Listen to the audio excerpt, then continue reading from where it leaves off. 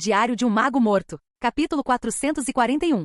Saul deixou a confusa pequena alga para trás e caminhou sozinho até o segundo andar para inspecionar as coisas que ela havia trazido. Não havia muita poeira na carta, provavelmente foi entregue aqui nos últimos meses. O livro, embrulhado em resina de árvore, parecia ter sido submerso em água, ainda continha vestígios de algas. Saul abriu a carta primeiro. A assinatura no final era Sander. Ele pensou por um momento antes de se lembrar. Era aquele homem que havia escondido sua irmã em uma caixa para evitar a passagem do navio, apenas para descobrir, após desembarcar, que sua irmã havia morrido. Mas não foi asfixia que a matou. Ela morreu na maré da alma em Blue Water Bay. O conteúdo da carta era simples. Sander afirmava ter descoberto a causa da maré de almas em Blue Water Bay e esperava que Saul viesse investigar se tivesse tempo. Sander provavelmente estava tentando pedir a Saul para resolver o problema em Blue Water Bay, mas sem condições de pagar o preço adequado. Ele decidiu desenterrar alguns segredos na esperança de atrair Saul. Para ser justo, pelo bem de sua irmã, Sander estava realmente correndo um grande risco. Entretanto, o segredo de Blue Water Bay provavelmente envolvia a matéria cinzenta,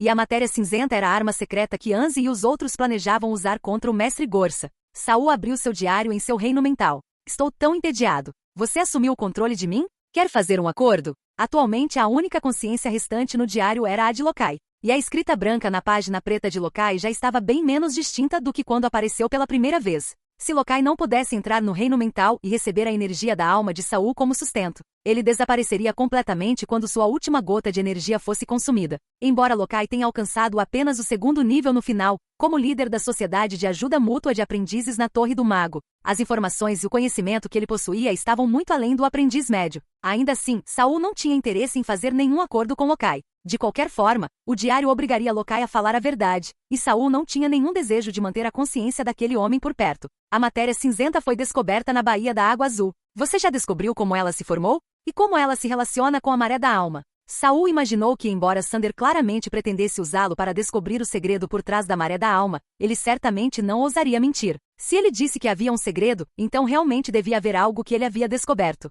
Com a pergunta de Saul, mesmo que Lokai quisesse esconder algo, ele não conseguiu. A maré das almas foi, na verdade, causada por uma grande batalha na Baía da Água Azul, 100 anos atrás. Muitas pessoas morreram e alguns artefatos mágicos terrivelmente poderosos foram usados, o que levou à poluição geral do mar. Embora tenha havido alguma limpeza depois, uma vasta quantidade de ressentimento e pensamentos malignos foi deixada para trás. Os pensamentos malignos persistentes continuam a prejudicar os outros, criando mais mortes, e é por isso que a maré da alma ressurge a cada poucos anos. Mais tarde, descobrimos uma enorme concentração de pensamentos malignos escondida sob o mar. Somado ao fato de que a condição do Mestre Gorsa estava se tornando estranha, tivemos a ideia de usar esses pensamentos malignos para acelerar sua corrupção e aproveitar a oportunidade para matá-lo. Saul bateu os dedos levemente na mesa. Então Lady Yura foi convencida por todos vocês e se utilizou para absorver os pensamentos malignos, com a intenção de infectar o Mestre Gorsa no momento crítico. Sim, embora não tenhamos sido nós que a persuadimos. Ela já havia desistido da vontade de viver há muito tempo.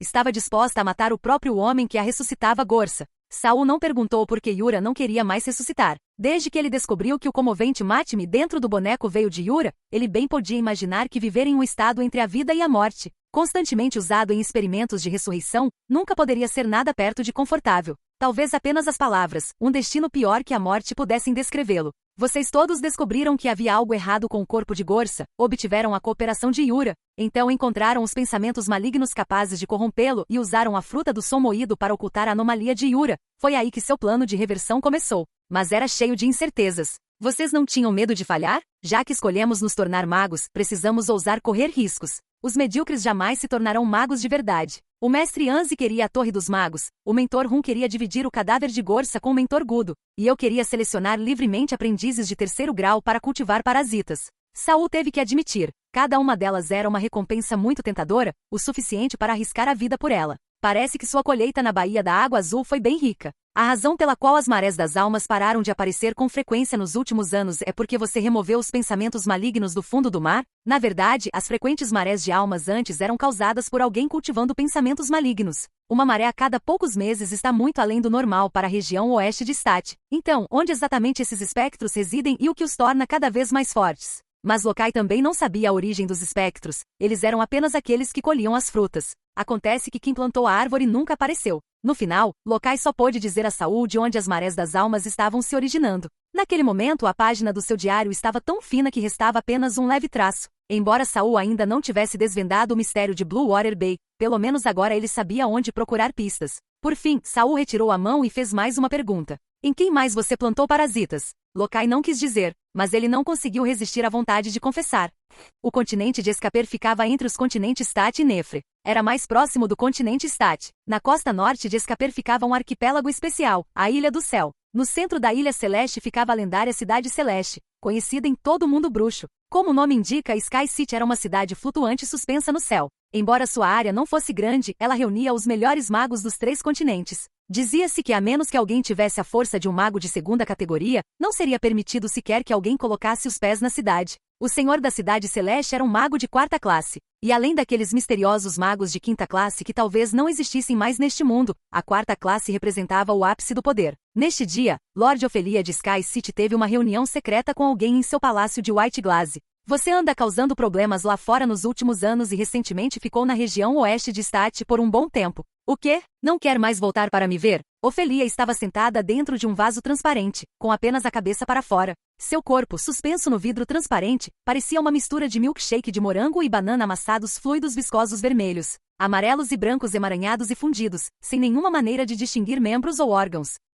E neste palácio de esmalte branco, havia mais de 1000 vasos desse tipo. Kisme estava lá embaixo, olhando para a plataforma elevada. Mais como uma oferenda do que um convidado, ele olhava para Ofélia com um sorriso nos lábios, embora seus olhos estivessem ligeiramente turvos. Claro que não, querida Lady Ophelia. A razão pela qual fiquei tanto tempo na região oeste de Stat foi para reunir mais páginas do destino. A cabeça de Ophelia girou um círculo completo, o líquido dentro do vaso de vidro girando lentamente junto com ela. Você disse que se reunisse páginas suficientes de destino, conseguiria encontrar seu mestre original. Mas, a essa altura, você já deve ter pelo menos 4 páginas, certo? Por que ainda não há sinal do seu antigo mestre? Os olhos de Kisme escureceram ainda mais, e ele respondeu desamparadamente. Talvez meu mestre original tenha ido embora por muito tempo, para muito longe. Talvez estas páginas não sejam suficientes para ele me sentir. Então está bem, disse Ophelia secamente. Ainda estou disposta a deixar você continuar tentando. Mas lembre-se, eu sou sua mestra agora. Não saia correndo assim que o seu antigo mestre voltar. O sorriso de Kisme tornou-se tenso. Ele abaixou a cabeça e murmurou baixinho. Eu não faria isso.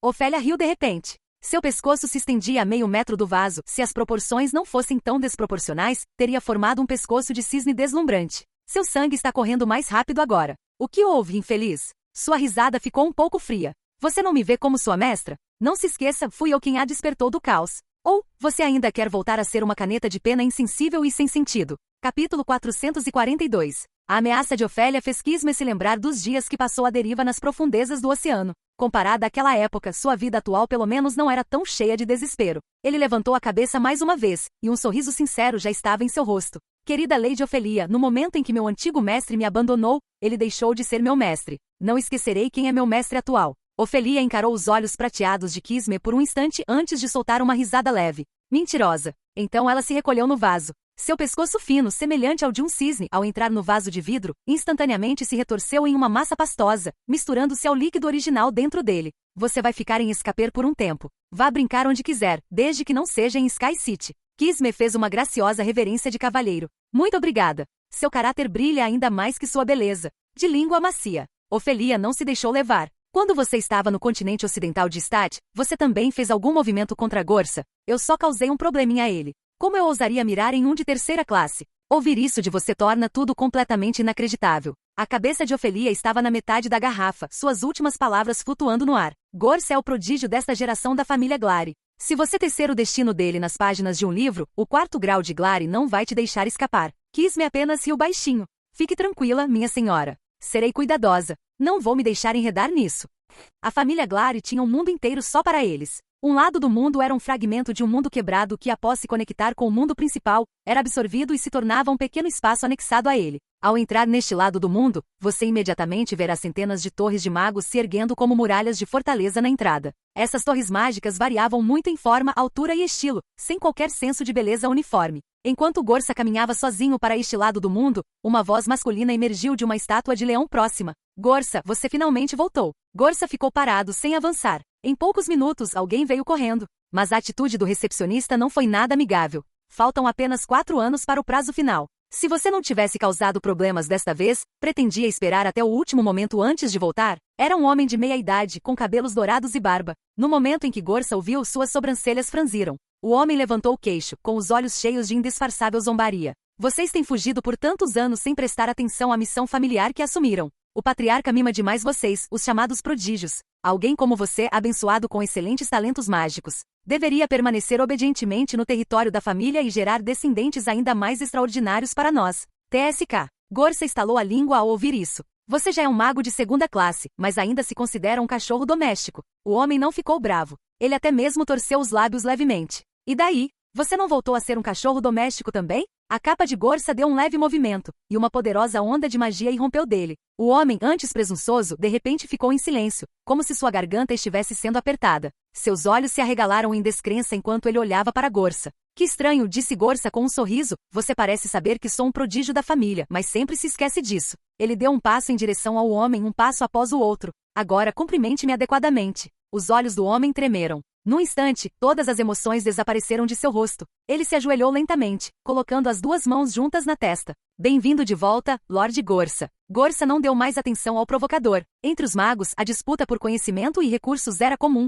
A arrogância era apenas uma máscara para o conflito de interesses. Ele seguiu suavemente para uma das torres de magos menos chamativas. Desde que ele parou de esconder seu poder mágico, ninguém mais ousou obstruí-lo. Por fim, ele desceu às profundezas da torre. O lugar estava escuro como breu, sem arredores visíveis, sem som. Mas no momento em que ele entrou na escuridão, uma voz ecoou em sua mente. Você avançou para a terceira classificação. Sim. Usando o poder do Glare para fazer isso. Sim. Você entende as responsabilidades de um terceiro grau dentro da família Glare. Eu faço. Há 2 torres mágicas vazias aqui. As montanhas ao norte de Stats têm 5. Gorsa interrompeu de repente a voz no escuro. Por que existem 5 torres de magos novamente nas montanhas do norte? Camus não foi lá há apenas 100 anos. O silêncio se seguiu no escuro, quase 5 minutos sem resposta. Mortos. Levados pela maré negra do abismo. Gorsa riu baixinho. Então eu herdarei a torre mágica dele. A torre dele fica mais perto do Muro dos Suspiros. É isolada das outras. Perfeito. A família ainda espera que você se concentre em alcançar o 4º grau. Faz tempo que não temos um novo 4º grau. Mas Gorsa já estava saindo. Preciso de um lugar mais adequado para continuar meus experimentos. Poucos dias depois, Saul partiu para Blue Water Bay com uma carroça cheia de bagagem. Para conservar a magia, ele fez com que as outras consciências retornassem ao diário, deixando apenas Ageu exposto. Entre as 4 consciências, Ageu era o mais lúcido e o mais versado em vários campos do conhecimento, o que o tornava uma grande ajuda em viagens. Depois de passar uma noite em uma cabana à beira do lago, Saul decidiu pegar um dirigível para a Baía das Águas Azuis. Ele imaginou que antes que a notícia da partida de Gorsa da Torre dos Magos se espalhasse, poderia pegar outra carona. Acontece que, por coincidência, o navio em que ele embarcou era novamente capitaneado pelo astuto Capitão Harry. Quando Harry descobriu o nome de Saul entre os convidados, ele foi até ele entusiasticamente para cumprimentá-lo e aproveitou a oportunidade para promover alguns itens mágicos recém-desenvolvidos pela Academia Byton. Saul estava realmente interessado em alguns deles, especialmente na bolsa de compressão de 2ª geração. Além de ser 2 vezes mais espaçosa, também podia ser usada com itens de vedação especiais para armazenar seres vivos. No entanto, a nova bolsa só podia ser comprada em Calgusto City, onde ficava a Academia Byton. O dirigível apenas a anunciava. Afinal, o item era valioso demais. Como um homem comum, Harry não tinha como protegê-lo. Ainda assim, embora Saul não tenha acreditado em nada, ele conversou um pouco com o Capitão Harry, perguntando sutilmente sobre as reações de várias facções ao colapso da Torre Mágica. Embora Harry fosse apenas uma pessoa comum, suas viagens lhe deram acesso a muitos rumores. Os dois caminharam lentamente pelo convés. No início, as facções vizinhas estavam ficando inquietas, mas desde que o mestre da Torre Gorsa apareceu de repente no campo de batalha com reforços e matou diretamente 2 magos de 2ª classe de Kenas, tudo se acalmou. O Capitão Harry falou com entusiasmo. Ele tentou parecer aberto e tranquilo, mas cada gesto seu ainda demonstrava um toque de contenção respeitosa. Agora todos sabem que o mestre da Torre Gorsa avançou para a 3ª classe. Aqueles que antes tinham mais intenções estão todos preocupados com a possibilidade de sofrerem represálias. Nesse momento, Harry perguntou cautelosamente, Lord Saul, você acha que o mestre da Torre Gorsa iniciará um expurgo? Mas Saul não respondeu. Lord Saul, Harry chamou novamente. Mesmo assim, Saul não reagiu.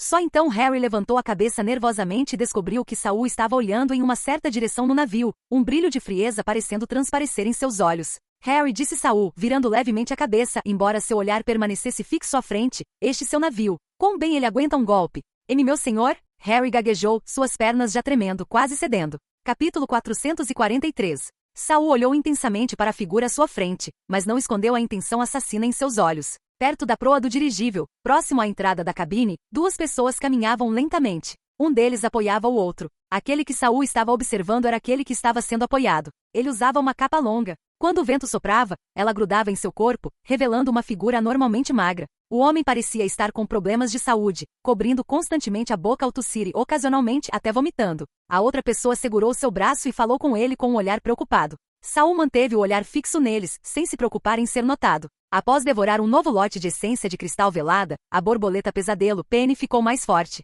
Ela agora podia influenciar a percepção e a consciência dos outros até certo ponto. Mesmo que Saul encarasse seu alvo por um dia inteiro, contanto que a força deste não superasse seu poder mental, ele permaneceria alheio. Irmão Saul, eu confirmei, é o Gudo. Ah, ele nunca esperava por isso, não é? Não importa o quão bem você se disfarce, um corpo-alma não mente. Penny bateu suas asas, dançando diante dos olhos de Saul. De volta à Torre do Mago, ela certa vez entrou em conflito com Gudo para dar algum tempo a Saul, embora ela tenha sido expulsa do corpo-alma dele. Agora, ver Gudo novamente naturalmente a fez ficar irritada. Quanto a Saul, nem era preciso mencionar. Envenenado, caçado e com a morte de Kelly ainda sem vingança. Ele estava de mau humor por causa da fuga de Gudo, mas quem imaginaria? Ele o encontraria em um dirigível hoje. Saul deu um passo à frente, caminhando firme e decididamente em direção ao Gudo, que havia mudado drasticamente. Sob seus pés, gavinhas cinzentas semi-transparentes ondulavam pelo convés como fumaça, espalhando-se em todas as direções. Após a batalha na Torre do Mago, Saul gradualmente descobriu que sua habilidade de pesca de almas agora podia se dividir em vários fios, assim como as pequenas algas.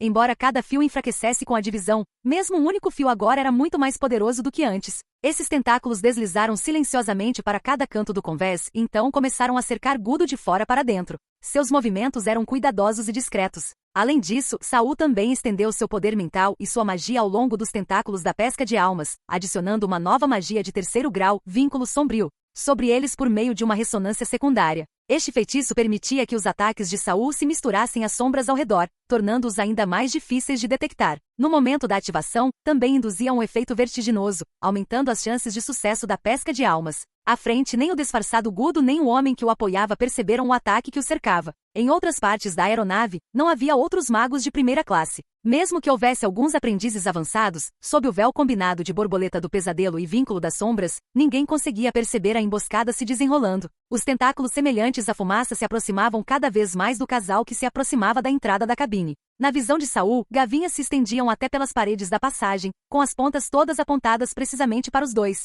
Tudo estava pronto. O céu claro e o convés limpo logo se transformariam em uma prisão de sombras e fumaça no momento em que Gudo entrasse na zona de emboscada final. Mas quando a armadilha de Saul estava se fechando e o golpe fatal estava prestes a ser desferido, um borrão branco de repente caiu do céu. Foi surpreendentemente rápido, atravessando a última brecha no cerco de Saul quando este estava prestes a se fechar, avançando direto em direção a Gudo e seu companheiro. Alguém mais estava intervindo? Saul estreitou os olhos, imediatamente ativando seu poder mental, suas sombras e tentáculos, já preparados, lançaram-se em direção ao centro em um ataque furioso. Mas os ataques de Saul não eram feitos para velocidade. Mesmo tendo acionado a armadilha o mais rápido que pôde, o borrão branco ainda foi um segundo mais rápido, e perfurou o cérebro do homem ao lado de Gudo. No mesmo instante, Gudo, cujo corpo estava tenso como uma mola, reagiu instantaneamente ao ataque. Seu abdômen e braços explodiram. Da explosão, surgiu uma fumaça negra em forma de feras selvagens, rasgando o ar sem consideração por amigos ou inimigos. Até o homem que o ajudava foi atacado. O infeliz homem gritou com a voz e a alma, e sua agonia interrompeu parte do ataque de Saul.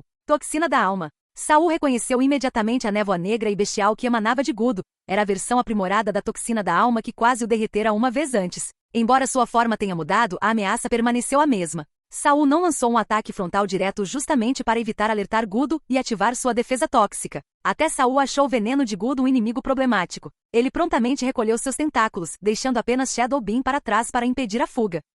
Nesse momento, o companheiro de Gudo já havia caído no chão em convulsões, com uma fina camada de gelo se espalhando por todo o seu corpo. Saul olhou para cima e finalmente viu o atacante no céu. Era um homem com cabelos brancos como a neve e asas feitas de cristais de gelo balançando lentamente atrás de suas costas. Duas enormes formações mágicas azul esbranquiçadas flutuavam acima de sua cabeça e abaixo de seus pés. Essas formações mascararam completamente sua intenção de matar e presença mágica antes de ele atacar. Agora que a ocultação não era mais necessária, Saul sentia claramente as ondas irradiando de seu corpo. Este homem era um mago de segunda classe. Um mago de segunda classe completamente desconhecido, sem nenhuma das características daqueles das regiões ocidentais. Será que ele é de outro território? Perguntou-se Saul. Enquanto Saul ainda estava cauteloso com o estranho e se abstinha de agir, Gudo de repente se dividiu em vários clones idênticos e fugiu em 4 direções. Um deles estava indo direto para Saul e o Capitão Harry. Mas o mago de segunda classe no céu não pretendia deixar Gudo escapar. Várias lanças de gelo branco se formaram ao seu redor novamente.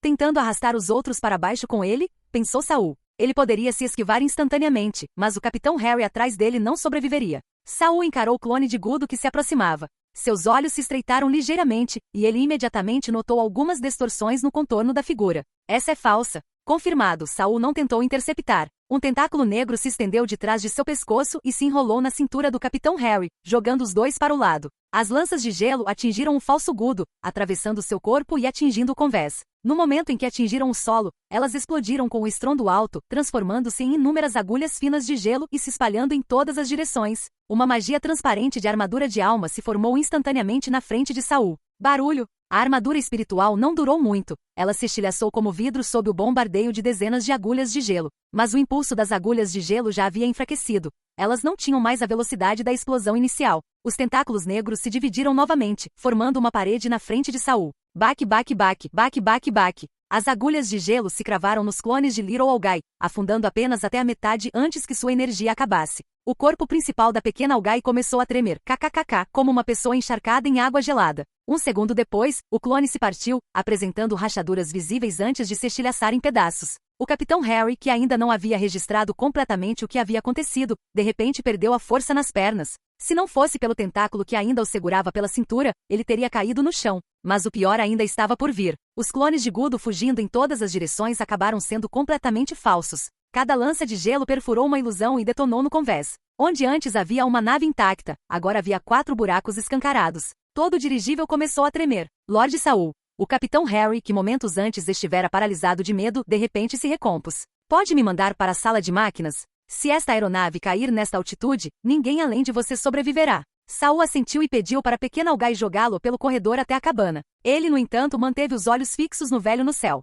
Naquele momento, o olhar do ancião também se voltou para Saul. Seus olhos eram como esgoto turvo, irradiando um odor desagradável e assustador. Um terceiro mago de primeira classe zombou o ancião de cabelos brancos. Uma pequena aeronave com 3 magos de primeira classe a bordo? Parece que você está com eles. Nesse caso, vocês podem morrer todos juntos. A intenção assassina que ele desencadeou transformou o verão em inverno. A pele de Saul imediatamente ficou arrepiada. Por toda parte, os passageiros que não conseguiram fugir a tempo se transformaram instantaneamente em esculturas de gelo, congeladas. E na mente de Saul, o diário vermelho escuro começou a virar páginas com um voxos voxos voxos. Capítulo 444. Talvez porque uma grande batalha fosse iminente, as palavras no diário foram breves. Você avançou. Você morreu. Você fugiu. Você morreu. Como esperado de um mago de segunda categoria, Saul parecia não ter chance diante dele. Só agora ele realmente entendeu o desespero sentido por mentores como Anze ao enfrentar Gorsa. Então é assim que acontece entre os verdadeiros magos. Até mesmo uma única diferença de rank pode significar uma enorme diferença de poder.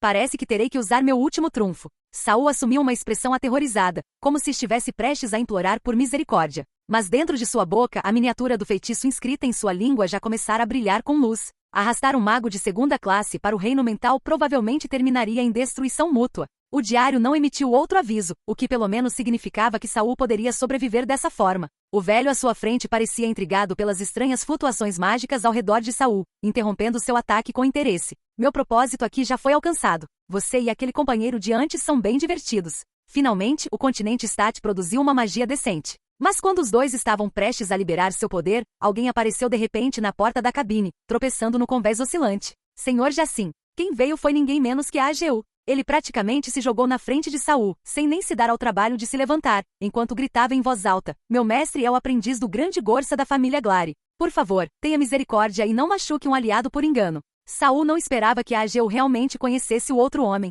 Mesmo assim, ele não parou de canalizar o campo de batalha mental. Você é o aprendiz de Gorsa? O velho chamado Jacin de repente abaixou a cabeça para olhar para o próprio pulso. O movimento parecia assustadoramente com o de alguém olhando um relógio de pulso na vida passada de Saul. Saul também deu uma olhada, mas, além dos pelos brancos e eriçados nos braços, não viu nada de incomum. Entretanto, quando Jacin olhou para cima novamente, havia um traço de urgência em seus olhos. Tudo bem, esteja você dizendo a verdade ou não, meu tempo acabou. Enquanto ele falava, 2 formações mágicas, uma acima de sua cabeça e outra sob seus pés, começaram a girar rapidamente. As asas de cristal de gelo em suas costas bateram suavemente e no instante seguinte, sua figura se turvou como uma ilusão e desapareceu acima da aeronave. Sentindo as flutuações mágicas atrás dele, Saul imediatamente virou a cabeça e viu o homem já voando em direção ao horizonte. Ele era muito mais rápido que o pássaro gigante de Kira. Era difícil dizer se isso se comparava ao teletransporte de Gorsa. Afinal, o teletransporte de Gorsa parecia ter um alcance limitado. Depois de confirmar que o inimigo havia desaparecido completamente de vista, Saul finalmente deixou a magia acumulada em sua língua desaparecer. Embora o dirigível ainda estivesse balançando um pouco, ele não apresentava mais aquela instabilidade assustadora quase fatal de antes.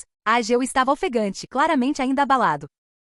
Saul, por outro lado, estava se saindo relativamente bem. Já havia vivenciado situações tão horríveis muitas vezes antes, e agora que tinha o campo de batalha mental, sua arma suprema, sentia que mesmo se explodisse, poderia pelo menos arrastar o inimigo consigo. Quem era Jacin? Saul perguntou enquanto caminhava em direção ao homem que Jacin acabará de matar. Eu também não tenho certeza. Ageu seguiu logo atrás, olhando nervosamente para trás, como se temesse que Jacin pudesse retornar a qualquer momento. Mas anos atrás ele veio procurar o mestre da Torre Gorsa. O mestre da torre o acompanhou por meio mês antes de retornar. Ele conhece o mestre Gorsa e mencionou o continente Stat. Será que ele é do mesmo continente que o nosso mestre? O homem que Jacin havia matado já estava coberto por uma espessa camada de gelo, embora sua postura fosse um tanto estranha. Saul baixou o olhar e deu um chute no cadáver. Abaixo do corpo foi revelado um buraco redondo e corroído. Nas bordas irregulares havia alguns pedaços de tecido. Saul espiou pelo buraco que levava a um depósito. O piso ali também apresentava sinais de corrosão. Gudo criou 4 ilusões para fugir, mas ele mesmo aproveitou a oportunidade para criar um grande buraco e escapar,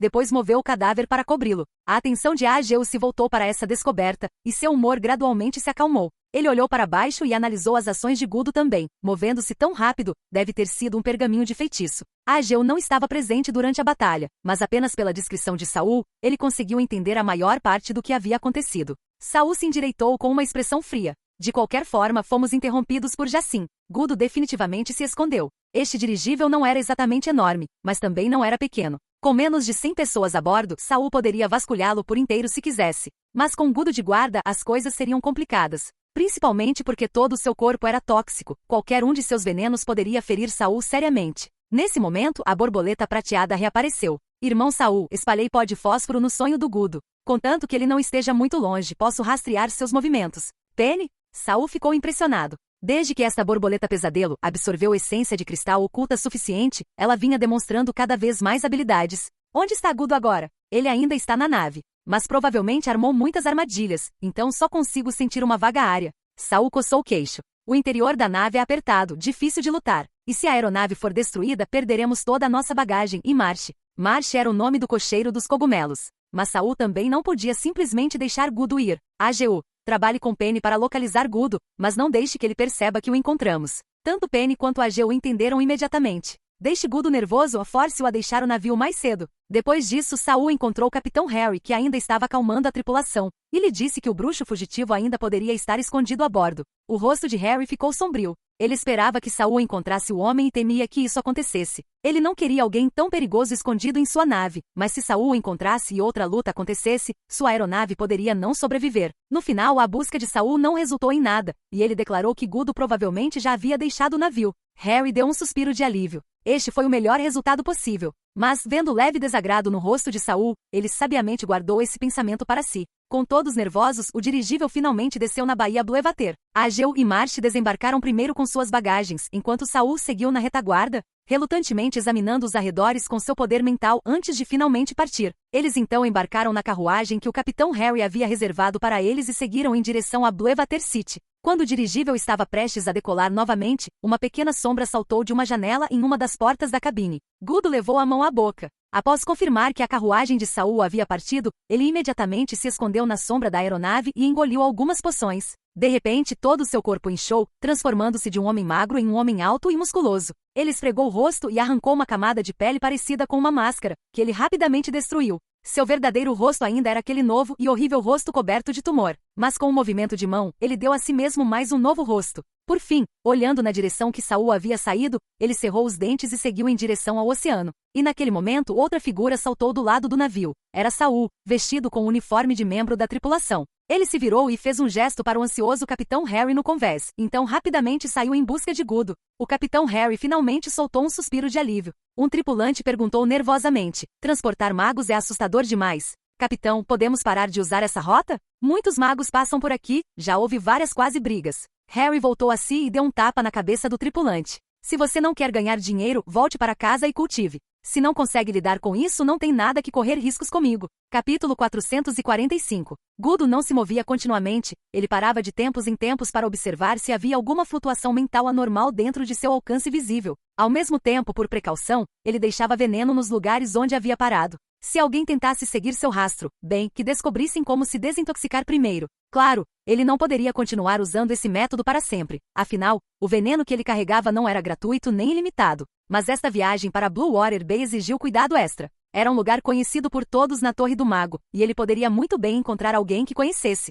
Ele chegou a suspeitar que Saul tivesse desembarcado ali justamente para seguir em direção à Baía de Água Azul. Mas mesmo que houvesse o risco de encontrar Saul novamente, Gudo tinha que ir até a fonte da Maré das Almas. Somente produzindo mais toxinas da alma ele teria uma chance de progredir ainda mais. Foi por isso que ele gastou uma fortuna para entrar sorrateiramente no dirigível, só para chegar antes de todo mundo. O que ele não esperava era que Saul também tivesse pegado o dirigível e chegado tão rápido. Embora ainda houvesse o perigo de encontrar Saul no caminho para Blue Water Bay, Gudo sentiu que era um risco que valia a pena correr. A Baía da Água Azul é grande. Talvez não nos cruzemos. Vou pegar o que preciso e ir embora direto para Calgusto e sair do continente estatístico, pensou Gudo, enquanto examinava os arredores com mais atenção. Ele considerou espalhar alguns agentes tóxicos novamente, mas temia que isso pudesse ajudar alguém a encontrar seu rastro. Ainda inquieto, ele examinou a área novamente. Não vendo sinal de ninguém, Gudo abaixou a cabeça e continuou seu caminho. 10 minutos depois de sua partida, Saul, todo envolto em um manto marrom escuro, chegou ao local onde Gudo havia acabado de descansar. Ele não chegou muito perto, para não acionar alguma armadilha que o outro tivesse deixado para trás.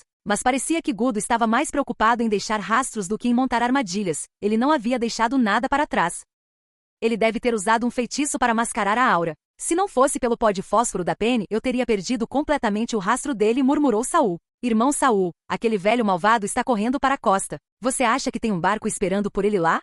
Penny sussurrou no ouvido de Saul. Quer dizer que ele veio para cá para escapar? É bem possível. O pier da Baía de Blue Water está abandonado há muito tempo. Se um barco vier silenciosamente, provavelmente não vai alertar ninguém. Então precisamos acelerar o passo. Os pés de Saul deixaram o chão e de repente ele voou para o céu. Uma camada de névoa cinzenta e enevoada envolveu gradualmente seu corpo, enquanto sua aura mágica era cuidadosamente escondida por Penny. Saul não seguiu o rastro de Gudo exatamente. Ele voou o mais reto possível, com a intenção de interceptá-lo antes que Gudo pudesse encontrar qualquer aliado em potencial. Mas enquanto voava, Saul de repente murmurou confuso. Este lugar parece familiar. Ele olhou para um penhasco à frente. Não havia muitas árvores e a trilha terminava abruptamente, como se tivesse sido cortada por uma lâmina gigante. Já estive aqui antes. Mais abaixo deve ser a praia onde os catadores de conchas se reúnem. Ainda fica a uma boa distância do cais, e a área é composta principalmente por águas rasas, onde os barcos não conseguem se aproximar. Gudo parece estar indo para lá. Mas o que ele está fazendo num lugar como aquele? Saul caiu do ar e no momento em que seus pés tocaram o chão, ele correu para frente. Sentindo que Gudo estava abaixo do penhasco e ainda longe, Saul não estava muito preocupado em ser notado, especialmente com a vantagem do terreno ao seu lado. Ao chegar silenciosamente à beira do penhasco, parou abruptamente. Lançando um pequeno feitiço, misturou-se às rochas ao redor antes de colocar a cabeça para fora com cautela. Ainda não estava anoitecendo, então os catadores de conchas ainda não tinham descido para o mar. O ambiente estava estranhamente silencioso, com apenas o lamento das ondas. Gudo não estava visível na praia, mas Penny disse a Saul que seu pó de fósforo estava se movendo pela areia. Invisibilidade? Saul olhou na direção que Penny indicou e finalmente avistou um brilho tênue. Não, provavelmente apenas uma forma de magia de camuflagem, como uma ilusão. Pessoas podem usar magia para obscurecer sua presença, mas navios não. Esse tipo de feitiço consumiria muita magia e teria efeitos óbvios. Saul olhou para o mar. As ondas estavam altas, mas, dentro do seu campo de visão, não havia um único barco na área. Embora ainda fosse um dia claro, e o céu por onde Saul tinha acabado de voar estivesse sem nuvens, esse trecho de mar estava coberto por uma espessa e ameaçadora nuvem, como se o próprio oceano estivesse mergulhado em tristeza não resolvida. Então Saul notou Gudo. Ele estava mergulhando na água. Ele está indo para debaixo d'água. Será que alguém está esperando por ele lá embaixo? Perguntou Penny, confusa. Saul balançou a cabeça levemente. Ou talvez ele não tenha vindo aqui para se encontrar com ninguém. Ele então abriu o diário em sua mente. Locai, qual o papel de Gudo no seu plano de rebelião? Ele não parecia ter nenhum ressentimento contra o mestre Gorsa e durante os estágios finais do experimento, o mentor parecia confiar nele mais do que em qualquer outra pessoa. Dos dois únicos que entraram na formação triangular com Saul, Gudo recebeu uma quantidade notável de confiança de Gorsa. Levamos anos para convencer Gudo a cooperar. Chegamos a prometer que assim que o plano desse certo, parte de Gorsa e alguns aprendizes seriam entregues a ele para experimentos. Parte de Gorsa? E quanto maior a patente de um mago, mais valiosos e poderosos são seu corpo, alma e localizador como materiais. Não deixaríamos isso desperdiçar. Saul estalou a língua. Gorsa outrora cobiçara a alma de Saul. E agora parecia que o corpo e a alma de Saul também estavam sendo cobiçados por outros. Ele quase foi dividido em 3 partes. Saul perguntou novamente, e quanto à matéria cinzenta? Quer dizer, a alma da água azul? O quanto Gudo sabe? Ele conhece sua origem ou suas condições de formação? Ei, é claro que não compartilharíamos esse tipo de informação vital com ele. Saul interrompeu antes que todas as palavras terminassem de aparecer. Mas Gudo está mergulhando nas águas da Baía da Água Azul. Ele provavelmente sabe de onde vem a matéria-prima para a alma da Água Azul. Isso não é impossível. Depois que Gero e eu descobrimos o lugar, mantivemos a localização em segredo e deliberadamente ativamos múltiplas marés das almas para acumular fragmentos de almas imersas em pensamentos malignos. Assim que reunimos o suficiente desses pensamentos malignos, afrouxamos nosso controle sobre o local. Byron descobriu a alma da Água Azul pouco tempo depois, o que me serviu perfeitamente. Se até mesmo um aprendiz diligente e honesto como Byron garantisse os efeitos da alma da Água Azul, ela teria um poder de convencimento muito maior com o mestre da Torre Gorsa. Mas tecnicamente Gudo só descobriu a origem do Blue Water Soul depois disso, e não teve a oportunidade de sair da Torre dos Magos.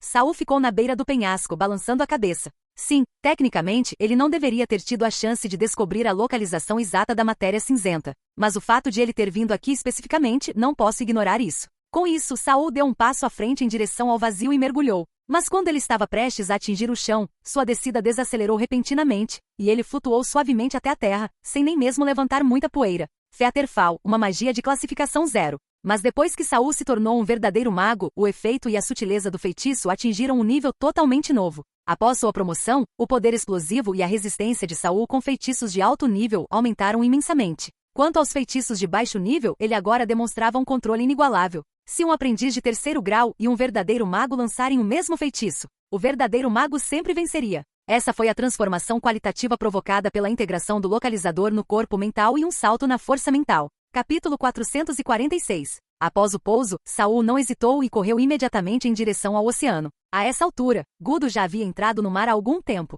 Irmão Saul, minha percepção do pó de fósforo está sendo bloqueada por alguma coisa. Será que ele nos descobriu? Penny alertou Saul de repente. Saul continuou se movendo sem diminuir o ritmo, ponderando por um momento antes de responder. Não é ele. Quem está bloqueando seus sentidos deve ser este mar. Ele se lembrou dos fragmentos brilhantes de espectros no fundo do mar. Naquela época, ele ficou surpreso com o grande número de fragmentos de alma debaixo d'água, mas só atribuiu isso às muitas pessoas que morreram ali. Olhando para trás agora, ele percebeu que devia haver bruxos agitando as coisas nos bastidores. Caso contrário, a morte de pessoas comuns por si só não seria suficiente para formar tantos espectros. Normalmente, quando pessoas comuns morrem, suas almas se dissipam rapidamente devido à sua fraca força mental. Mas o mago poderia aproveitar aquele momento fugaz antes que uma alma desaparecesse completamente e transformá-la à força em um espectro. A formação de extração de espectros que Saul descobriu também era capaz disso. Quando Saul chegou à costa, ele não mergulhou como Gudo. Em vez disso, voou diretamente acima do mar. Gudo ficou submerso desde o início, usando os fragmentos de espectros no mar para mascarar sua presença, uma abordagem extremamente cautelosa. Mas Saul, optando por não submergir, usava esses mesmos fragmentos de alma para mascarar a aura de sua perseguição. Sua perseguição era ousada e sem disfarces. Até a sombra que Saul projetava na superfície da água era um borrão nebuloso. Se alguém olhasse de baixo, pensaria que era apenas um peixe grande ou um barco. Essa era Shadow Web, outra magia menor de rank 0. Quanto mais forte Saul ficava, mais fácil era para ele dominar magias de nível inferior. Magias de nível 0 e de primeiro nível. Desde que estivessem disponíveis para troca no cartório, ele basicamente dominava todas. Quanto a magias de 2º e 3º graus, ele conhecia bem menos. Na verdade, para magias de 3º grau, ele só tinha a prisão das sombras e a magia ofensiva flecha flamejante, que começara a estudar depois de deixar a Torre dos Magos. Mas a maioria dos magos verdadeiros geralmente dominava apenas 2 ou 3 magias de 3º grau. Quanto maior o grau, mais difícil era trocá-las. Havia apenas 3 desses feitiços disponíveis para troca no registro da Torre dos Magos, e Saul naturalmente copiou todos eles antes de partir. Se ele quisesse aprender novos feitiços no futuro,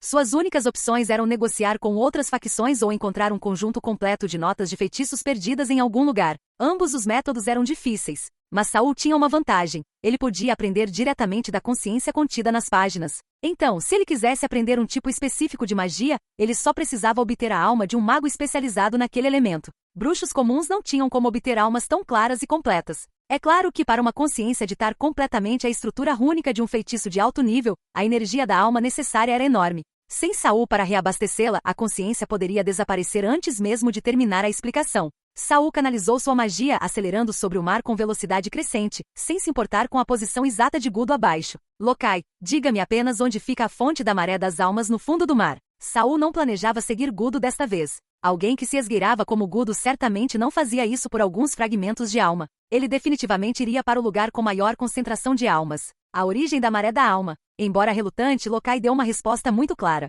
Agora a energia da página de Locai estava quase esgotada e prestes a desaparecer. Por mais poderoso que fosse, ele ainda era apenas um aprendiz de segundo escalão. Suprimir seu poder significava força mental limitada. Mesmo como pajem espiritual, ele não duraria muito mais. Baseando-se na descrição de Locai, Saul rapidamente localizou o local usando o voo. Ele descobriu que estava muito perto das águas onde ele e Byron encontraram pela primeira vez a substância cinzenta. Respingo. Sem hesitar, Saul mergulhou na água. Este local ficava mais distante da costa, e até mesmo as nuvens escuras no céu estavam começando a diminuir. Se Locai não tivesse dito isso, Saul nunca teria imaginado que um lugar onde o ambiente estava começando a voltar ao normal poderia ser a fonte da maré das almas. Mas, ao mergulhar na água, descobriu que apenas a camada superficial estava limpa. Perto do fundo, as águas estavam ainda mais turvas que as nuvens acima. Além da escuridão crescente, Saul não conseguiu encontrar um único fragmento de alma. Embora Locai gostasse de mentir, o diário o obrigava a contar a verdade. Saul não hesitou e continuou a descer. Ele examinou cuidadosamente os arredores, mas ainda não encontrou sinal de Gudo. Como Gudo havia viajado debaixo d'água e não era especialista em magias do elemento água, sua velocidade seria muito menor que o voo aéreo de Saul. Saul continuou descendo até que suas mãos finalmente tocaram o fundo do mar. Até este lugar está limpo. Embora haja alguns fragmentos de espectros, são claramente menos numerosos do que ao redor do naufrágio e também não brilham. Saul começou a tatear o chão, revirando cuidadosamente algas e pedras. Irmão Saul, consigo sentir meu pó de fósforo de novo. Gudo provavelmente está perto. Penny o alertou de repente. Saul não respondeu. Sua mão direita tremeu, recuando repentinamente como se tivesse levado um choque. É aqui. Ele confirmou a localização de uma caverna escondida. A entrada era estreita, espremida entre rochas e coberta de algas e poeira. Se Saul não tivesse sido tão meticuloso em sua busca, teria sido quase impossível encontrá-la. Um leve sorriso surgiu nos lábios de Saul enquanto ele lentamente se virava para a direção de onde Gudo se aproximava. Cerca de 5 minutos depois, Gudo finalmente chegou a esta parte do fundo do mar. Com algo parecido com uma bexiga de peixe apertada na boca, ele olhou ao redor, confuso, antes de imitar Saul e começar a revirar o fundo do mar em busca. Claramente desconhecendo o layout, Gudo até teve que emergir para respirar em determinado momento. Essa bolsa parecida com a bexiga de um peixe podia absorver e comprimir ativamente o ar externo, permitindo que Gudo permanecesse debaixo d'água por muito tempo. Depois de recuperar o fôlego, Gudo voltou a vasculhar o fundo do mar. Finalmente, ele também encontrou a caverna no fundo do mar. Parecia tão estreita que só uma criança conseguiria passar, mas ao descobrir, Gudo começou a forçar a entrada. Seus músculos se comprimiram aos poucos, e seu corpo voltou a ser magro e ossudo. Apesar da dificuldade, ele conseguiu entrar de cabeça. Depois de rastejar vários metros para frente enquanto raspava no recife, o espaço se abriu de repente. O túnel estreito dava lugar a uma caverna onde era possível esticar os braços livremente. Dentro dele havia inúmeros e densos fragmentos de alma. Esses fragmentos não brilhavam, mas os pensamentos malignos que eles irradiavam eram muito mais intensos. Assim que Gudo passou pelo túnel estreito e entrou na caverna, sentiu como se tivesse atravessado uma barreira? Sua mente foi instantaneamente bombardeada por uivos e gemidos. Há tantos fragmentos de espectros aqui. Ele levou vários segundos para recuperar os sentidos. Ele não era especialista em magia dos elementos da luz ou das trevas. Mesmo como um mago verdadeiro, ele ainda sentia um imenso desconforto diante de uma concentração tão avassaladora de fragmentos de espectros. Preciso agir rápido. Parece que outra onda de maré de almas está prestes a explodir. Gudo continuou descendo. A enorme densidade de fragmentos de alma estava começando a afetar a matéria física, sua visão estava ficando obscurecida. Uma névoa acinzentada preenchia o espaço, perfurada intermitentemente por gritos distorcidos. Características faciais mutiladas e distorcidas frequentemente apareciam diante de Gudo, apenas para serem levadas pelas correntes profundas do mar. Ele não ousou olhar muito de perto para os espectros. Com os olhos semicerrados, concentrou-se inteiramente em descer mais, evitando maiores danos mentais. Um século atrás, a Batalha de Blue Water Bay também enterrou muitos verdadeiros magos. Por fim, Gudo chegou ao fundo da caverna. Ainda havia mais túneis ramificando-se para baixo, levando mais fundo no abismo escuro, mas Gudo não continuou. Confiando em sua força mental, ele mal conseguiu fixar a mira em um ponto específico. Limpando algas viscosas com as duas mãos, sentiu uma superfície áspera e irregular. Um traço de sorriso finalmente apareceu em seu rosto. Encontrei.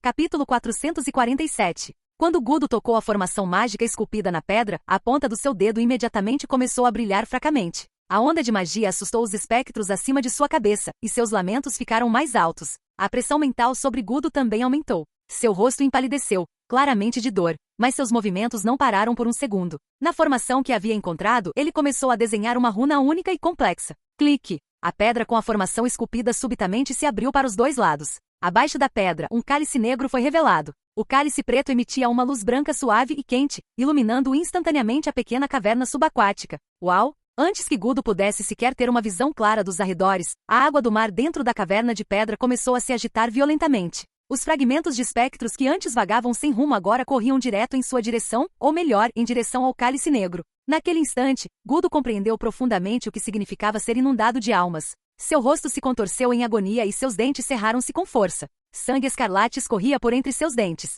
Mas não importava o quão agonizante seu corpo estivesse, Gudo inabalavelmente estendeu a mão em direção ao cálice negro. Os fragmentos sombrios das almas o pressionavam de todas as direções, cegando sua visão. Mas, embora pudessem bloquear sua visão, não conseguiam deter suas mãos. Por fim, Gudo tocou a haste da taça. Suportando a dor, ele passou de sentir a taça para agarrá-la, emocionado. Mas no momento em que ele a agarrou, percebeu que algo havia mudado na sensação contra sua palma. O que ele sentiu era algo macio e com a força do movimento caiu em sua mão. A tempestade de fragmentos de espectros diante de seus olhos se espalhou de repente como pássaros assustados, revelando um rosto que fez o coração de Gudo se apertar de terror. Saulo. Gudo não se importava mais em estar debaixo d'água. Abriu a boca e gritou, e jatos de bolha saíram de seus lábios. O rosto que surgiu diante dele era pálido e azulado, diferente dos vivos. Era levemente translúcido, e abaixo daquele rosto, em vez de um torso, havia tentáculos grossos e retorcidos, semelhantes aos de um polvo. As ventosas nos tentáculos se abriram em bocas, cada uma delas com dentes afiados e brilhantes, avançando em direção a Gudo de todas as direções.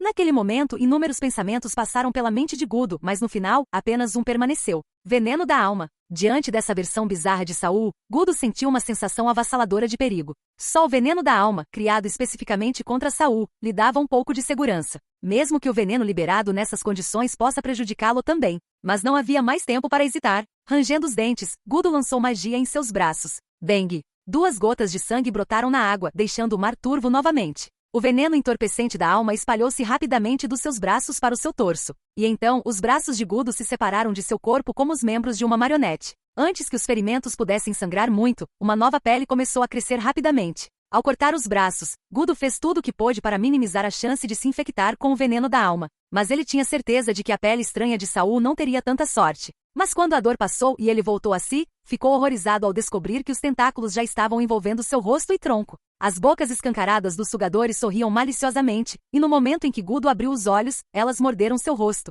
Uma dor agonizante sacudia seu corpo. Depois do tormento da carne dilacerada, veio uma sensação muito mais aterrorizante, a sensação de estar sendo drenado. Gudo sentiu como se tivesse se transformado em uma sopa grossa em uma peneira, impotente enquanto vazava em todas as direções. Impossível. Gudo sentiu como se até seus globos oculares estivessem derretendo, sendo sugados para um espaço estranho. Ele viu uma passagem cinzenta, estreita e sinistra. Ao redor dele, fragmentos de alma brilhavam como vagalumes. Eles estavam sendo arrastados por canais semelhantes a túneis, ocasionalmente espremidos de ambos os lados pelas paredes estreitas. Sua forma ficou mais viscosa, fragmentada, mais fácil de digerir. Então é assim que se sente ao ser devorado? Os últimos resquícios de consciência de Gudo se dissiparam em confusão. Mas por que Saul está ileso, e ainda é capaz de me matar?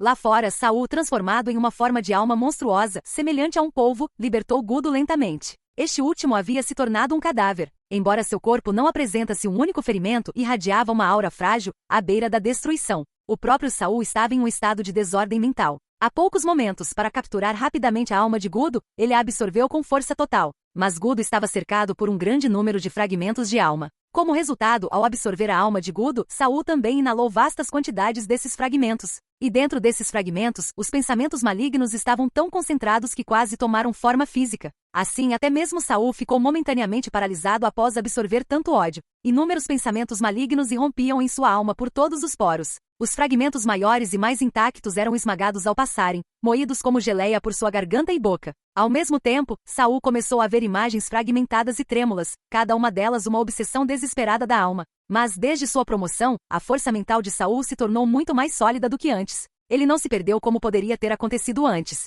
Foi como assistir a um curta-metragem caótico e entrecortado, e depois acabou. Ainda assim, dentro daquela enxurrada de fragmentos, ele vislumbrou novamente um fio condutor conectando todas as cenas. Desta vez, porém, ele não fez nenhuma tentativa de puxá-lo. Quanto mais se sabe, mais profunda é a reverência pelo desconhecido. Saul podia sentir vagamente agora. Se ele tocasse naquele fio, algo muito mais aterrorizante do que pensamentos malignos poderia se apegar a ele.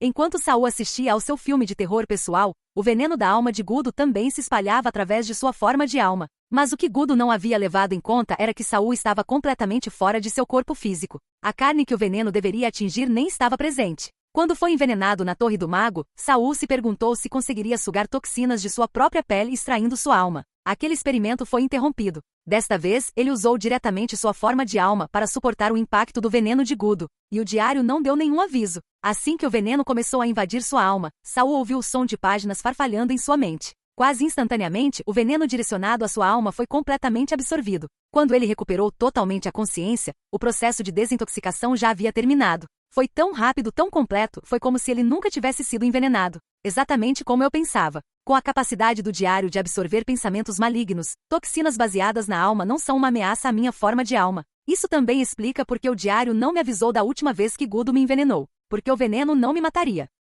Uma vez que atingisse minha alma, o diário simplesmente a purificaria. Mas se eu tivesse falhado em ajudar o mestre Gorsa por causa disso, eu teria sido removido por outros após sua morte. Saul assentiu. Ele finalmente entendeu o que tinha acontecido naquele momento. Todos os pensamentos malignos haviam sido consumidos. Aquela sensação gelatinosa de ser sugado pela pele desapareceu lentamente. Saul estremeceu, e dezenas de tentáculos flutuando na água do mar gradualmente se fundiram de volta à forma humana. Parece que esse veneno da alma é essencialmente uma forma de pensamento maligno, perfeitamente neutralizado pelo diário. Depois de confirmar que Gudo estava realmente morto, Saul lançou seu olhar mais uma vez para o cálice negro preso entre as rochas. Ele ainda estava em forma de alma, incapaz de carregar objetos físicos, então ele saiu rapidamente da caverna marinha. 10 minutos depois, após retornar ao seu corpo, Saul voltou à caverna. Nesse momento, o cálice anteriormente exposto havia desaparecido novamente sob a rocha. A formação mágica que escondia o item era surpreendentemente avançada. Deixe-o sem uso por um tempo e ele se fechará automaticamente.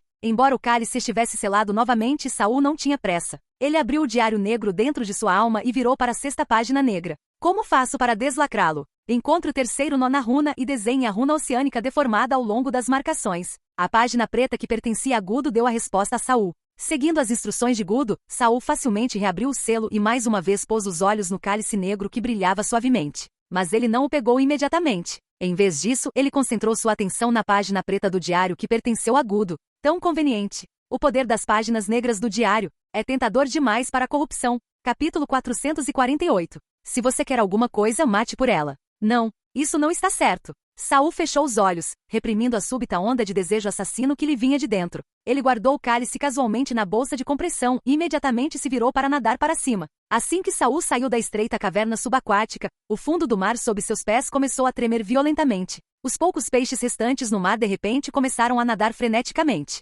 Não, nadar nem era a palavra certa. Eles estavam tratando o chão como se fosse água, lançando-se como flechas de um arco, batendo de cabeça no fundo do mar. Baque, baque, baque, baque. No oceano turbulento, Saul não ouviu nenhum som. Mas quando ele viu aquelas cabeças de peixe se transformando em uma polpa sangrenta, sua mente preencheu-se com o som dos impactos brutais. Aquele som imaginado, misturado às batidas do seu próprio coração, fez seu sangue ferver. Será que foi porque eu peguei o cálice? Mas agora colocá-lo de volta não era nenhuma opção. Os maremotos transformaram o túnel já estreito em uma pilha de ruínas. Sem hesitar, Saul avançou o mais rápido que pôde. Ele mal havia nadado alguns metros quando colunas de gás branco acinzentado subitamente irromperam da água atrás dele. Essas colunas diminuíram a velocidade devido à resistência subaquática, permitindo que Saul tivesse uma visão clara do que elas realmente eram. Eram peixes branco acinzentados, cada um com um rosto humano. Ao contrário das sereias dos contos de fadas que tinham torsos humanos, essas criaturas tinham apenas um rosto humano. O resto do corpo era puramente de peixe. Como o rosto cresceu na cabeça do peixe, ele foi dividido ao longo do nariz, dobrando-se para fora em ambos os lados.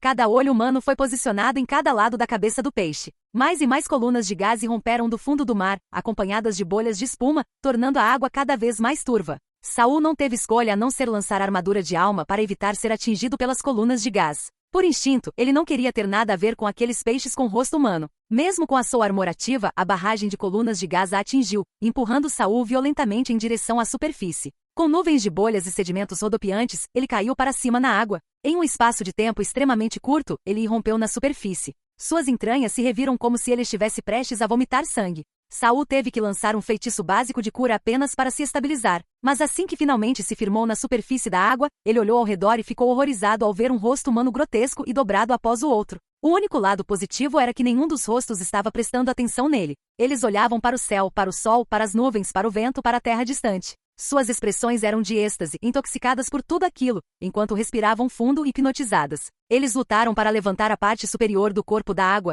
como se estivessem desesperados para se libertar do domínio do mar. Mas para Saul, esse ato de aproveitar o ar, de saborear cada respiração, não era diferente da abertura e fechamento rítmicos das guelras. Suas guelras eram vermelhas, manchadas com fios de sangue. Eles ainda eram peixes, não humanos. Os resquícios da obsessão ligada à alma se apegavam às suas formas. Como pessoas, eles temiam o oceano e ansiavam pelo ar. Saul não tinha intenção de mergulhar na água do mar ao lado daqueles peixes com rosto humano. Após se curar, ele imediatamente lançou voo, alçando o voo. Do alto, a cena baixa era ainda mais grandiosa e grotesca. Foi então que Saul de repente notou que um dos peixes tinha uma presilha dourada em seu corpo escamoso. Ele reconheceu aquele grampo. Depois de um momento de busca na memória, confirmou. Esse é o grampo de cabelo da Mido, irmã do Sander. Neste momento, o rosto da garota distorcida também estava aproveitando o ar com sangue por todo o corpo, mas ela não sabia que para ela, o ar da água do mar era como a lua na água, e ficar obcecada por isso só a afogaria. Incluindo Mido, essas almas que pereceram na maré das almas foram suprimidas sob o mar por anos.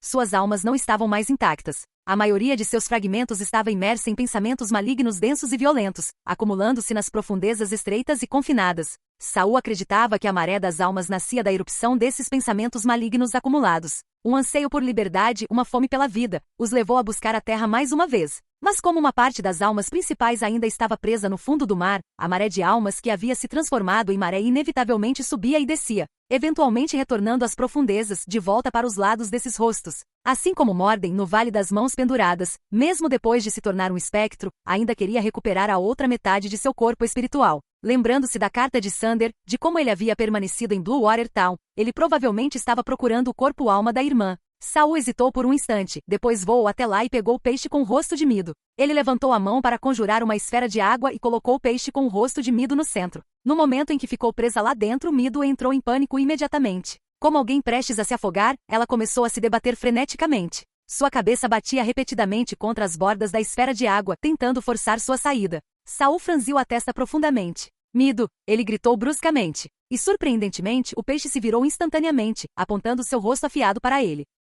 Sua boca abria e fechava, revelando fileiras de dentes minúsculos, densos e afiados. Você consegue mesmo entender o seu próprio nome? Saul segurou a esfera d'água em uma das mãos e esfregou o queixo com a outra. Fique aí parado. Vou te levar para ver seu irmão Sander. Saul estava apenas tentando, mas inesperadamente Mido realmente pareceu entender. Ela mergulhou imediatamente no centro da esfera de água, suportando a dor de quase sufocamento, mas não tentou mais emergir. Se alguém ignorasse o rosto distorcido e a cauda de peixe prateada atrás dele, o olhar em seus olhos realmente parecia puro. Agora que ela se acalmou, Saul voltou seu olhar para os outros peixes abaixo dele. Na verdade, cada um desses peixes com rosto humano provavelmente teve alguém por aí que cuidou deles. Mas infelizmente Saul não poderia levar todos eles, nem poderia procurar seus parentes vivos pelo mundo. Os peixes próximos viraram a cabeça um após o outro quando viram Saul absorver Mido. Eles também pareciam entender as palavras de Saul. Em seus olhos de peixe transpareciam expressões de conforto e alegria. Esses fragmentos de almas, reprimidos no fundo do mar e presos aos corpos dos peixes, não carregavam nenhum traço de maldade. Volte para as profundezas, disse Saul gentilmente, sua voz ecoando nos ouvidos de todos os peixes. A superfície não é mais um lugar onde você pode sobreviver. Nem mesmo ele conseguiu salvar tantas almas despedaçadas, e o poder dessas almas puras não foi suficiente para sustentar sua existência por muito tempo. Uma vez que a força seladora fosse desfeita, elas se fragmentariam ainda mais e desapareceriam deste mundo. Mas se eles retornassem às profundezas, poderiam permanecer ali um pouco mais. No entanto, todos os peixes próximos balançaram a cabeça para Saul em uníssono, e então começaram a se debater novamente na superfície como pessoas se afogando. Naquele momento, um trovão repentino ribombou no céu. Enormes gotas de chuva começaram a cair. Essa chuva está errada. Saul imediatamente lançou uma armadura de alma para proteger a si mesmo e Amido. No instante seguinte, ele sentiu a chuva corroendo a magia em sua armadura. Saul não teve escolha a não ser despejar magia continuamente no feitiço para mantê-lo. Ao mesmo tempo, gotas de chuva atingiram a superfície do mar, espirrando nos peixes com rosto humano. Instantaneamente um vapor branco sibilante subiu de seus corpos. Os rostos humanos e a carne dos peixes estavam sendo simultaneamente corroídos pela chuva, expondo feridas amplas e horríveis. E ainda assim, perturbadoramente, esses peixes exibiam expressões de êxtase enquanto derretiam. A chuva caiu forte e rápido, mas parou em 1 minuto. Naquela altura, toda a superfície do mar estava coberta de ossos brancos e pálidos. O sangue de inúmeros peixes tingiu esta parte do oceano de um vermelho profundo. Nesse momento, das águas que cercavam Saul, a dezenas de metros de distância, fluxos de fragmentos de almas brancas e puras surgiram de repente e flutuaram em sua direção. Mas foram bloqueados por sua armadura de alma. Um pensamento passou pela mente de Saul. Ele cancelou a armadura, e os fragmentos de almas puras e imaculadas fluíram para dentro de seu corpo, um por um, trazendo consigo um poder de alma imaculado. Forte e livre até mesmo da mais leve impureza. Poder que não exigia o diário do mago morto para ser purificado. Ele poderia usá-lo completamente, do jeito que estava. Capítulo 449. Depois que a chuva parou, as nuvens pesadas que pairavam sobre a baía de Bluewater por sabe-se lá quantos anos começaram a se dispersar gradualmente. Um raio de sol irrompeu, lançando seu brilho sobre a superfície do mar. As águas antes profundas e sombrias agora traziam um toque de calor sob a luz do sol.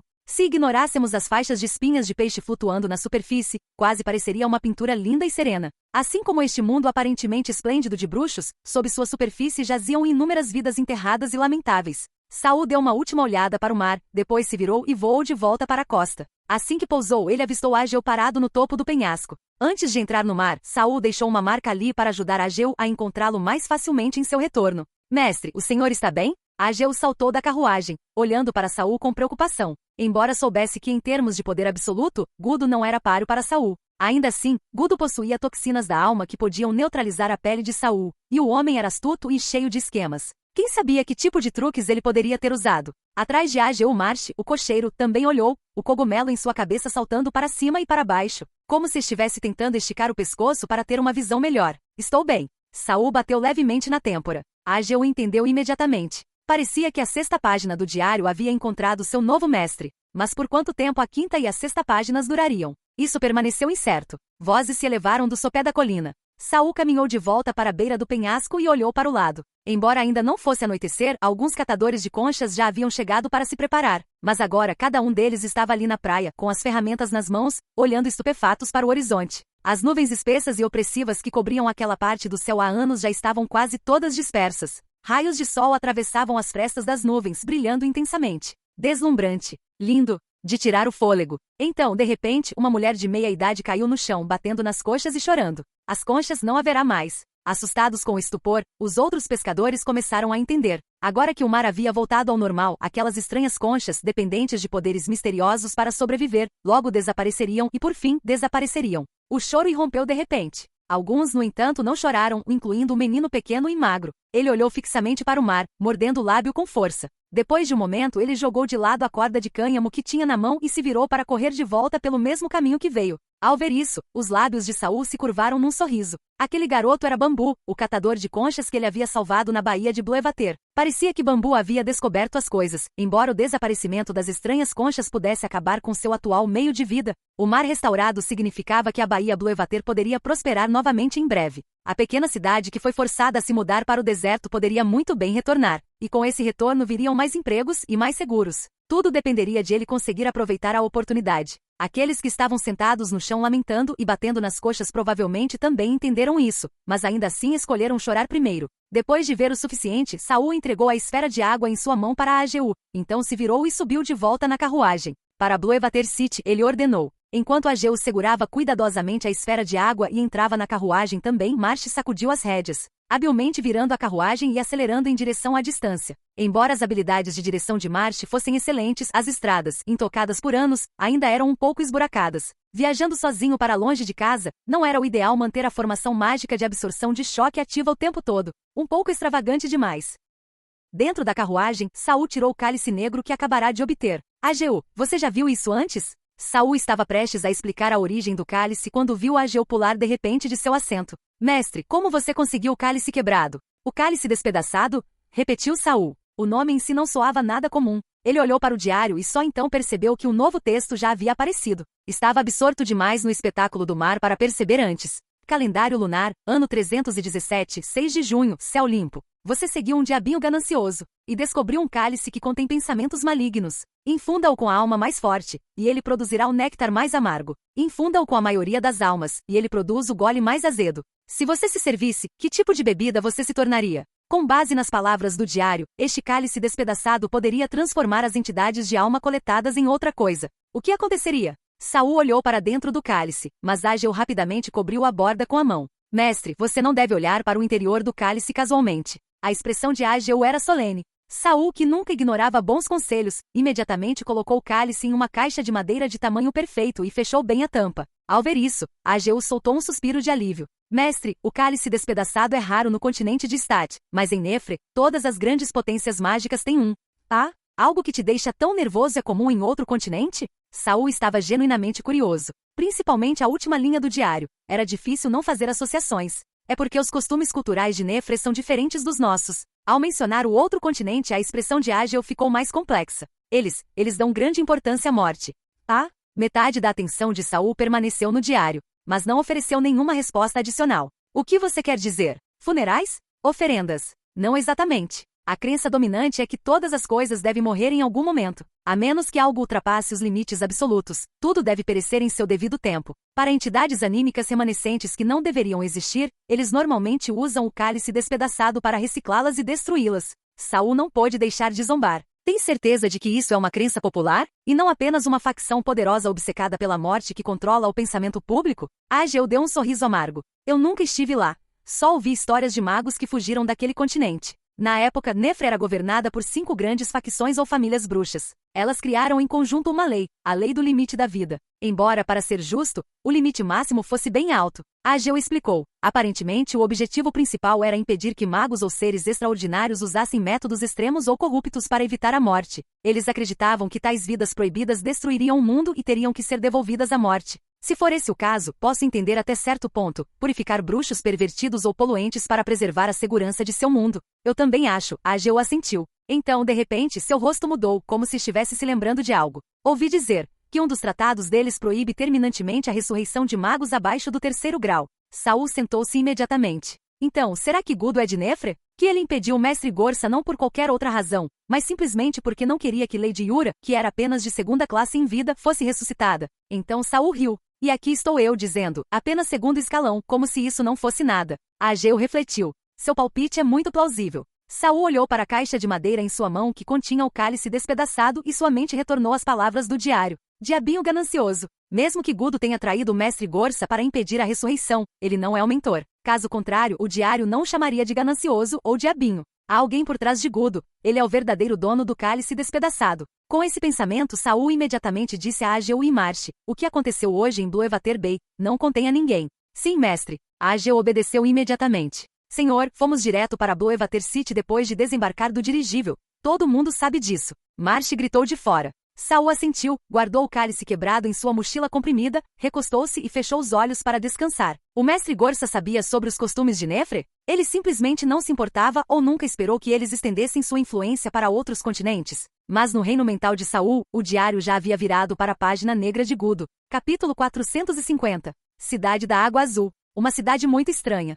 Parecia rico, alguns dos edifícios da cidade podiam até rivalizar com os da capital do Ducado de Quema. Mas também parecia pobre. A maioria das vilas luxuosas estava vazia e desabitada. Enquanto isso, do outro lado da rua, as favelas estavam lotadas de pessoas. A julgar apenas por sua renda econômica, não seria exagero rebaixá-la à categoria de cidade. Mas como uma cidade portuária com uma herança histórica e cultural outrora brilhante. Seu senhor da cidade preferiria manter o nível atual de impostos para uma cidade completa do que abrir mão da posição social que acompanha o título. E não era apenas o senhor da cidade, ainda havia um grupo de indivíduos outrora ricos que, apesar de terem meios de se mudar para outro lugar, ainda se agarravam teimosamente a este lugar. No entanto, aqueles que vivem em casas de 3 andares com grandes jardins podem ter bolsos mais vazios do que os pobres em cabanas de palha. O lorde da cidade Macken estava mais uma vez desfrutando de um tranquilo chá da tarde no jardim com seu amigo mago. Aquele amigo, embora chamado de mago, era na verdade apenas um aprendiz de 2º grau. Ele conhecia apenas alguns feitiços, tão poucos, aliás, que se poderia suspeitar que ele tivesse sido expulso de alguma organização bruxa.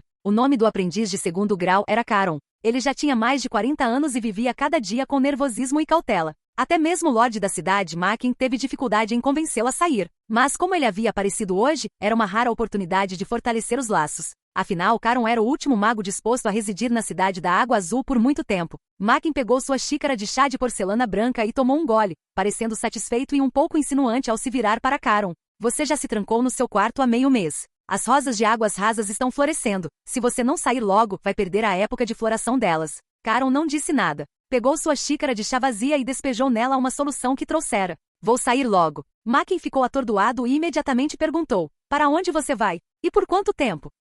Caron murmurou. Fiquei sem material essencial para o meu experimento. Preciso ir até a costa para coletar mais. A propósito, como está indo a coleta dos caracóis de água preta? Preciso de 1000 deles. A boca de Macken se contraiu. O caracol de água preta era um dos poucos produtos com os quais ainda lucravam, e no entanto, lá estava o mago Caron pedindo 1000 logo de cara. Mas não havia como evitar, se queriam que ele ficasse, teriam que oferecer algo de valor. Vou pedir ao mordomo que os conte imediatamente. Caron assentiu. Então seja rápido. Estou partindo amanhã. Caron costumava sair 1 ou 2 vezes por ano. Às vezes voltava em 3 dias, às vezes demorava meio mês. Mas cada vez que ele saía, Lord Macken ficava nervoso, com medo de que o homem fosse embora e nunca mais voltasse. Ter um mago na cidade, mesmo que fosse um aprendiz de 2º grau, significava muito. Ele conseguia resolver problemas que nenhuma pessoa comum conseguiria. E sem um mago, que diferença havia entre uma cidade e uma vila? Enquanto Lord Macken considerava se deveria comprar algo para fortalecer o vínculo de Caron com a cidade da Água Azul, o administrador entrou apressado e fez uma profunda reverência à distância, um sinal de notícias urgentes.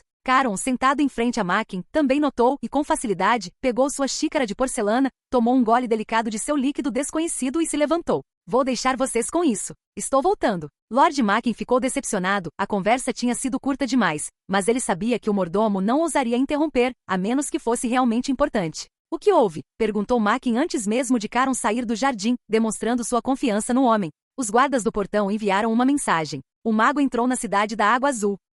O senhor da cidade levantou-se imediatamente. Até Caron, que estava se afastando, parou no meio do caminho. O guarda tentou cobrar uma taxa de entrada. O lorde da cidade Macken quase pulou de susto. Ele o quê? O mordomo explicou rapidamente. Assim que viu que o cocheiro tinha um cogumelo branco se movendo na cabeça, ele devolveu o dinheiro imediatamente. Até o cocheiro tinha algo bizarro acontecendo. Quem quer que estivesse dentro da carruagem certamente devia ser um bruxo. Que tipo de cogumelo era? Caron retornou ao jardim. Dizem que parecia um cogumelo de chapéu branco muito comum. Com um tom levemente cinza no guarda-chuva, respondeu rapidamente o mordomo, curvando-se novamente. Um cogumelo de chapéu branco, murmurou Caron, imerso em pensamentos. Para onde esse mago está indo? Sabemos por que ele veio. Ele pediu um endereço aos guardas. Parece que foi direto para lá. Antes que o senhor da cidade ou o mago Caron pudessem perguntar, o intendente informou. Era a Rua Camarão Marinho 16. Essa área é habitada principalmente por moradores pobres e forasteiros. Já enviei alguém para investigar quem mora lá agora. O senhor da cidade assentiu, com atenção visível no rosto.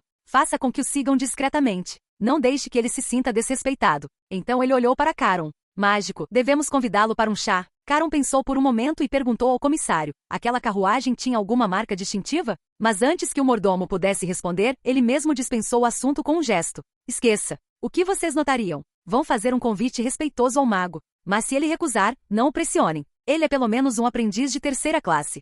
O mordomo respirou fundo. O lorde da cidade Macken queria reagir da mesma forma, mas se conteve.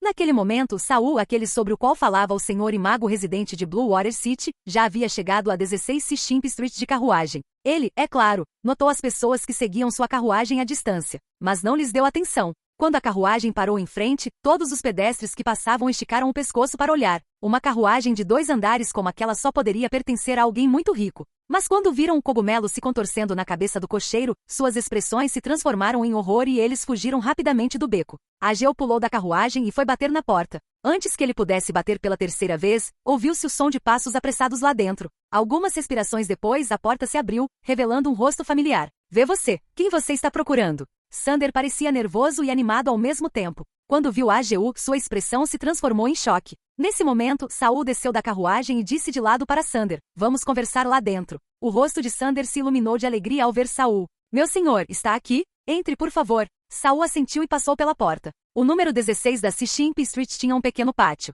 Parecia ter sido separado de outra propriedade por um muro. A carruagem de Saul não cabia no pátio, então ficou do lado de fora. O cocheiro ficou com ela, enquanto Ageu seguiu Saul até o pátio. Eles passaram pelo pátio estreito e entraram em uma modesta casa de 2 cômodos, feita de madeira e pedra. Uma vez lá dentro, Sander fechou a porta e o quarto mergulhou na escuridão. Ele tateou prestes a acender uma lamparina a óleo, quando um brilho suave iluminou o teto, iluminando todo o espaço. Ageu deu um passo à frente, segurando uma esfera de água do tamanho de uma cabeça humana em ambas as mãos. Estranhamente, Sander não tinha notado que Ageu carregava nada até agora. Dentro da esfera translúcida e levemente brilhante nadava um peixinho assustador com rosto humano. Caramba! Sander pulou ao ver aquilo, especialmente quando o peixinho pareceu notá-lo também e projetou metade do seu rosto para fora da esfera com um plop. Embora o peixe tenha recuado rapidamente, Sander ficou tão assustado que quase caiu. Ageu empinou o queixo. "O que houve? Não reconhece?" Ele então casualmente jogou a esfera de água nos braços de Sander, atingiu seu peito e rolou por suas roupas. Sander instintivamente estendeu a mão e a pegou.